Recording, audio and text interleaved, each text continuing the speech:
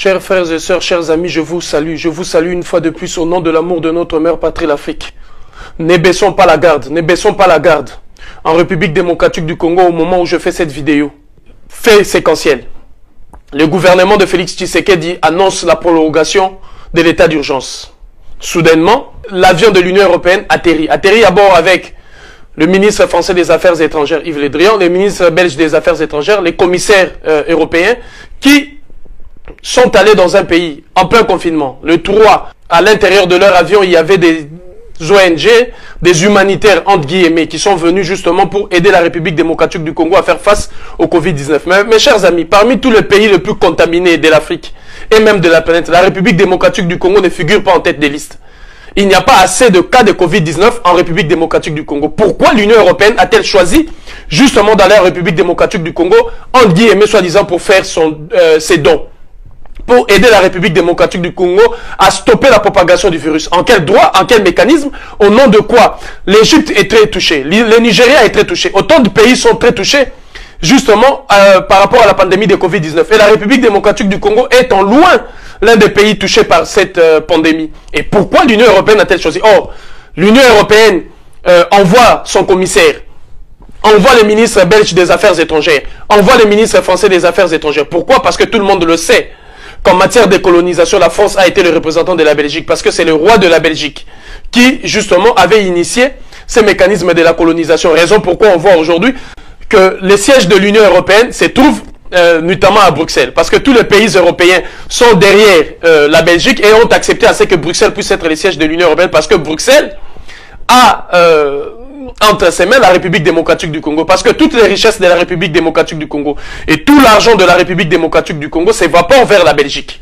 La Belgique était, je vous rappelle, le seul pays européen qui, au lendemain de la Deuxième Guerre mondiale, n'était pas endetté, justement parce que la Belgique ponçait toutes les richesses de la République démocratique du Congo, pompait, aspirait toute la richesse de la République démocratique du Congo. Et aujourd'hui, on voit aisément l'Union européenne qui veut se faire une santé économique aller commencer les crimes en République démocratique du Congo. Lorsqu'il a fallu dépiécer l'Afrique en morceaux, il a eu justement la conférence du Congo. C'est parce que c'est comme ça que s'appelait cette conférence. La conférence du Congo, autrement appelée la conférence de Berlin, parce que ça s'est tenu à Berlin. Qui était justement l'initiateur numéro 1? C'est le roi de la Belgique.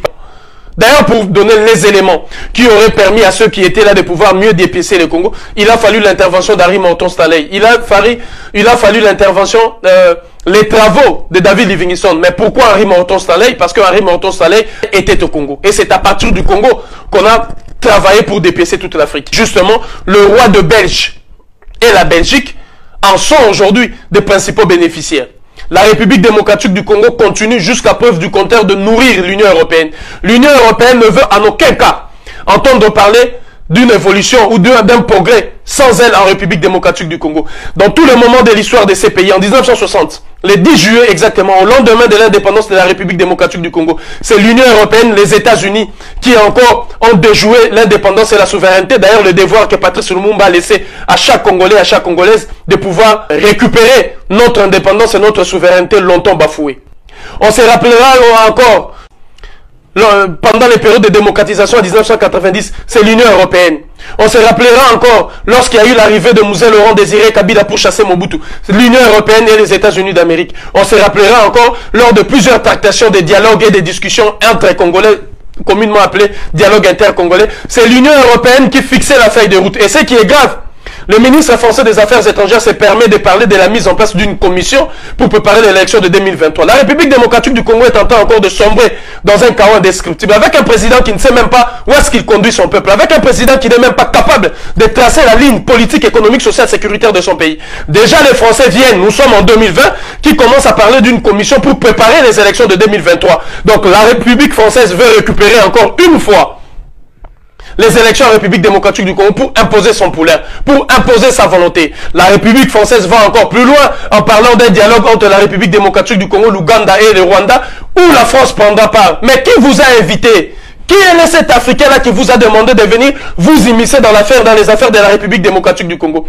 L'Union européenne a imposé une guerre depuis 1997, disons, à la République démocratique du Congo. Cette guerre aujourd'hui qui a permis à l'Union européenne de piller toutes les richesses qui vous ont permis justement de pouvoir innover dans le domaine de la technologie, de piller systématiquement le coltan, de piller systématiquement le lithium, de piller systématiquement toutes ces richesses immenses en République démocratique du Congo, sans frais, sans contreparties égales pour le peuple congolais, sans justement de prix même fixé au niveau du marché international. Vous êtes en train de penser d'aspirer les richesses de la République démocratique du Congo gratuitement, sans même verser un sou à la République démocratique du Congo. Vous avez imposé une guerre, créé le M23 à un moment donné, créé la rébellion de Kunda Batouare, créé des mouvements armés justement pour pouvoir empêcher la République démocratique du Congo d'aller de l'avant. Et l'Union européenne revient encore en pleine pandémie, alors que le président de la République démocratique du Congo, en complicité avec l'Union européenne, venait de prolonger l'état d'urgence. Vous permettez maintenant d'atterrir en République démocratique du Congo et d'amener les médicaments. Et d'amener je ne sais quoi. Quels sont ces médicaments-là que vous amenez en République démocratique du Congo, lesquels vous n'avez pas donné à l'Italie ou à l'Espagne? Alors j'en appelle à la jeunesse congolaise. Bana Congo Nyonso Bisika Bozali. Levez-vous, le pays est en train de partir. Le peuple sera exterminé. Le pays est en train de couper dans une misère indescriptible. À chaque fois que les projecteurs se taisent sur un sujet, c'est là où l'Afrique sombre. Maintenant que les projecteurs se sont tués sur la pandémie du Covid-19, c'est maintenant l'Afrique qui va sombrer. C'est maintenant l'Afrique qui va s'accouplir. J'en appelle à tous les jeunes. Vous verrez des agents des ONG, soi-disant des humanitaires, chassez-le. Vous verrez des gens vous amener des médicaments, chassez-le. Et nous demandons au gouvernement de la République démocratique du Congo de publier systématiquement la liste de tous les médicaments venant de l'Union européenne. Il y a beaucoup de Congolais en Europe qui vont essayer de savoir, et beaucoup des Africains qui vont essayer de savoir c'est quoi ces médicaments, d'où viennent ces médicaments, pourquoi avoir prescrit ces médicaments. Parce qu'il y a aujourd'hui un combat entre différents laboratoires qui veulent imposer justement leurs produits en détruisant les autres, en mentant sur les uns et sur les autres. Alors l'Afrique est le terrain où ils veulent faire de l'argent. L'Afrique est le terrain où il faut envoyer tout pour être consommé. Alors tous les jeunes, le mouvement Unité, Dignité, Courage, vous qui êtes en République démocratique du Congo, à Lubumbashi, tout le monde et tous les jeunes et tous les mouvements citoyens debout sur la première ligne pour empêcher l'Union européenne de commettre les crimes. Rappelez-vous la lomédinisation de l'Afrique centrale, d'où à travers la Lomédine, les peuples congolais ont été exterminés. Le peuple de la République centrafricaine du Congo-Brazzaville,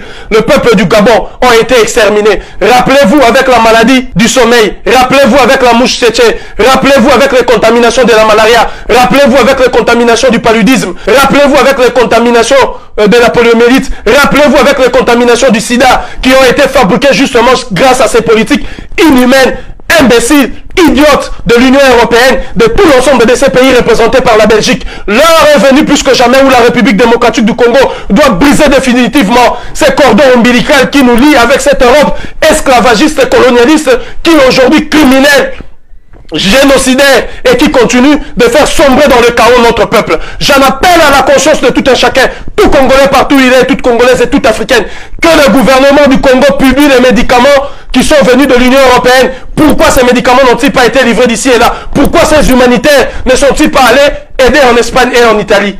L'Union européenne n'a pas à aller sur place en République démocratique du Congo en ce moment où il y a confinement, en ce moment où le peuple est distrait, pour imposer des politiques inutiles et amener des médicaments je ne sais de quelle nature pour faire la richesse justement de leur laboratoire afin de donner un coup de pouce à leurs économies. Mutoto batotoa Afrika angalia maisha yetu, fanya nguvu juu ya mwingine yetu, umoja tutashinda. Unité, dignité, courage, ensemble faisons barrière à ces politiques.